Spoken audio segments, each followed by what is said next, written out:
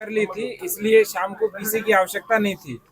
किंतु अभी जो जामा मस्जिद के सदर जफर अली साहब का एक भ्रामक बयान आया, उसके कारण हमें दोबारा पीसी की आवश्यकता पड़ी। उन्होंने पूरा डिटेलिंग उनके बयान की हो रही है, लेकिन मुख्य मुख्य बिंदु जिसमें उन्होंने सबको कंफ्यूज किया, और अभी भी उन्होंने हमें कहा कि जब लोगों ने मुझे कहा कि आप प्रशासन और पुलिस से मिले हुए हैं, इसलिए मुझे ये बयान देना पड़ा।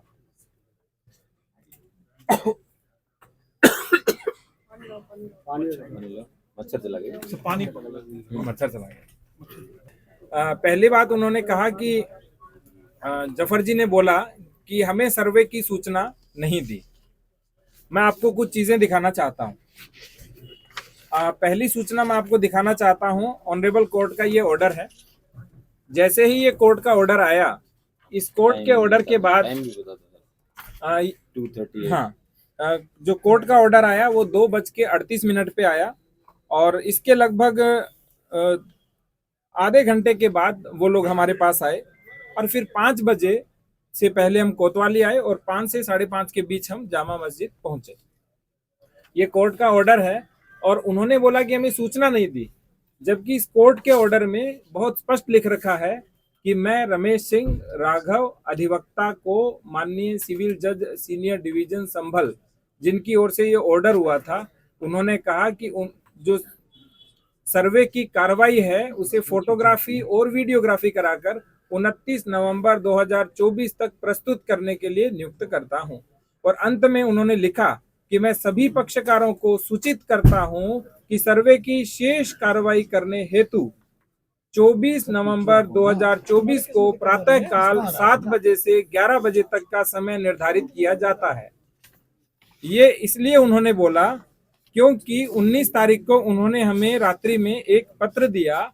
वो पत्र ये है जिसमें स्पष्ट लिखा हुआ है कि वहां एक साथ 200 लोग मस्जिद के भीतर उपस्थित हो गए।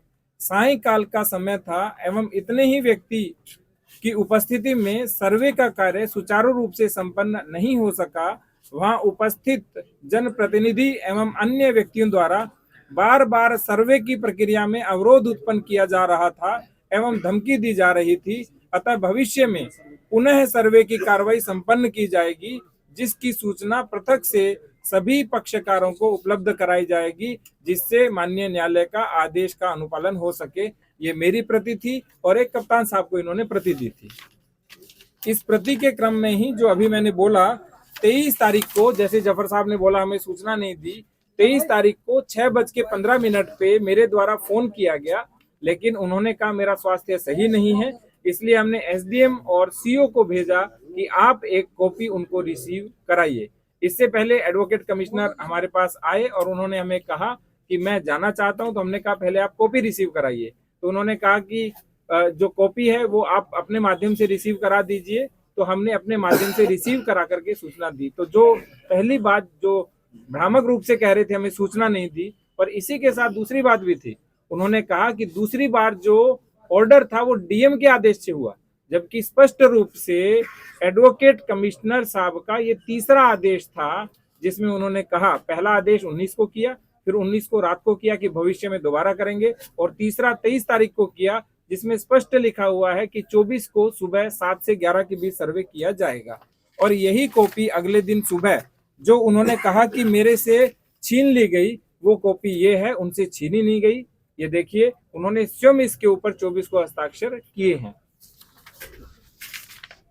दूसरी बात जो उन्होंने बोली, वो उन्होंने बोली कि कोर्ट का ऑर्डर 4 बजे का है, जबकि मैंने अभी आपको बताया कोर्ट का ऑर्डर 2:38 का है। तीसरी बात जो उन्होंने बोली, उन्होंने कहा कि 5 बजे के बाद किसी आदेश का अनुपालन नहीं हो सकता, जबकि हम 5 से 5:30 के बीच जामा मस्जिद की ओर प्रस्थान कर चुके थे। इसके बाद उन्होंने कुछ बातें बोली जो कप्तान साहब भी जवाब देंगे। जैसे उन्होंने कहा कि मैंने